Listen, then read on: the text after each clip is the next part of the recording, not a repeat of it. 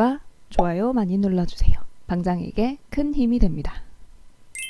안녕하세요. 반갑습니다. 홀릭입니다. 오늘은 2019년 7월 11일 목요일입니다. 어제 7월 10일 수요일 밤에 해외 선물에서 좀 급등이 있었는데요. 시간상으로 밤 9시 30분경. 저는 유로, 골드, 오일, 나스닥 이렇게 4가지 종목을 보는데 오일 빼고 유로, 골드, 나스닥 3종목이 한꺼번에 좀 급등을 했어요. 첫 번째 5분봉 캔들에서 유로는 61틱, 그리고 골드가 164틱, 나스닥이 200틱 이렇게 한 방에 3가지 종목이 큰 폭으로 급등을 해줬어요. 저도 매매 대응하면서 굉장히 놀랐고 이게 도대체 무슨 일인가 고민하고 뉴스 찾아봤고요. 지금 그 뉴스를 좀 정리해서 말씀드리겠습니다. 그 시간에 뭐가 있었냐면요. 연방준비제도에 제롬 파월 의장 있죠.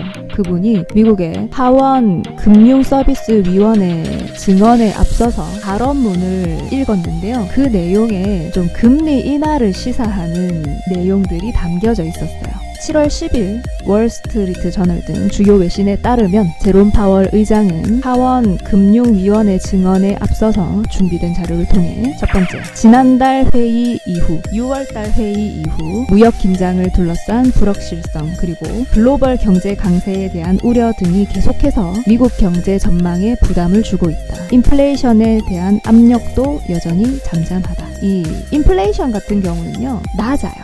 지금 더 높아야 돼. 이제 2%대가 미국이 원하는 목표치인데 물가 상승률이 2% 이상 유지되어야 하는데 지금 저인플레이션, 저물가 때문에 고민이 많은 거예요. 고용 시장은 여전히 건강하고 소비자 지출은 안정적이며 경제 성장이 계속 탄탄할 것이라는 게 기본적인 가정입니다. 그리고 기업 투자 성장이 눈에 띄게 둔화했다며 경제의 모멘텀이 일부 주요 해외 경제에서 둔화했고 이런 약세가 미국 경제에 영향을 미칠 수 있다며 여기에 무역 상황, 연방 부채 한도, 브렉시트 등 많은 정부 정책 이슈가 해결되지 않았다고 지적했습니다. 파월 의장은 인플레이션 약세가 현재 우리가 예상하는 것보다 훨씬 더 지속할 위험이 있다고 강조했으며 2달 전에 그 인플레이션 약세가 일시적이라고 말했던 것에서는 좀 많이 변했어요. 그리고 이제 이 이후에 파월 의장은요,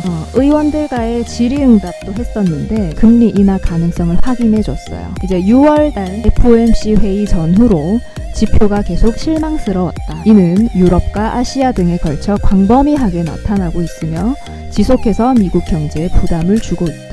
중국과 대화를 시작하기로 했고 이는 건설적인 진전이지만 경제 전망에 부담을 주는 불확실성을 제거하지는 못한다고 지적했습니다. 그래서 이거를 좀 종합해서 생각해보면은 기존에 이제 6월달에 FOMC 회의하면서 금리 동결을 했잖아요. 그 이유를 아직까지는 금리 인하를 할 만한 조건이 갖춰지지 않았다.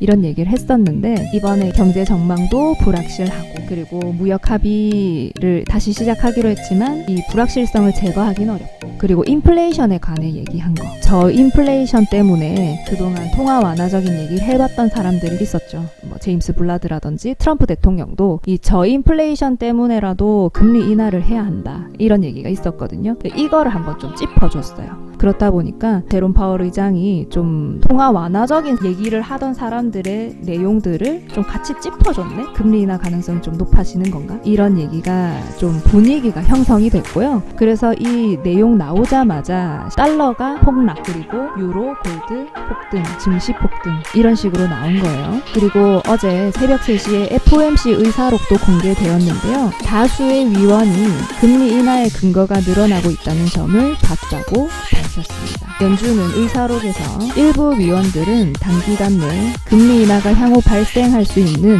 경제 부정적인 충격에 완충력을 제공할 수 있을 것으로 봤습니다.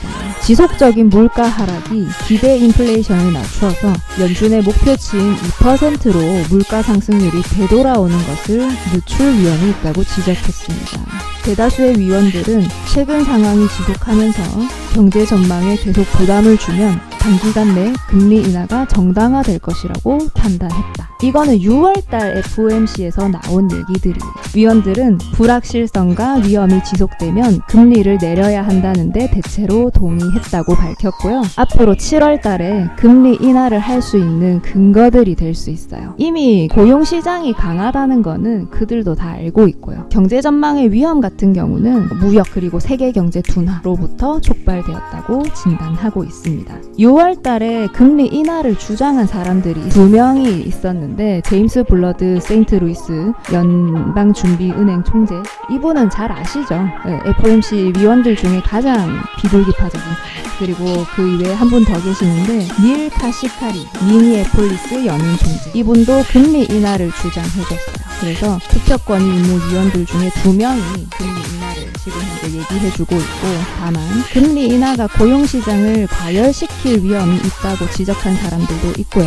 금리 인하로 인해서 시장의 불균형이 증가할 위험도 있다고 판단했습니다. 아직까지 금리 인하의 강한 근거를 보지 못했다고 주장한 사람도 있습니다. 의견이 분분했지만 어제 제롬 파월 연방준비제도 의장이 그때 이제 연설했던 내용을 다시 한번 들여다봤을 때 7월 달에 금리 인하를 할 가능성이 좀 높아지지 않았는가, 분위기가 좀 형성이 됐어요. 이것 때문이에요. 어제 급등한 거. 지금 현재 시장이 이 금리 인하할 수 있는가 아닌가에 대해서 굉장히 민감하게 반응하고 있기 때문에 어제의 그 등락이 컸던 거고, 좀 우리한테 충격으로 다가왔던 거죠. 7월 말에 FOMC가 또 있는데 그때 또 열어봐야 돼요. 그 사이에 경제지표 나오는 것도 살펴봐야 되고요. 앞으로 또 증시에 이렇게 좀 충격이 클 만한 내용들은 한 번씩 정리해서 알려드리도록 하겠습니다.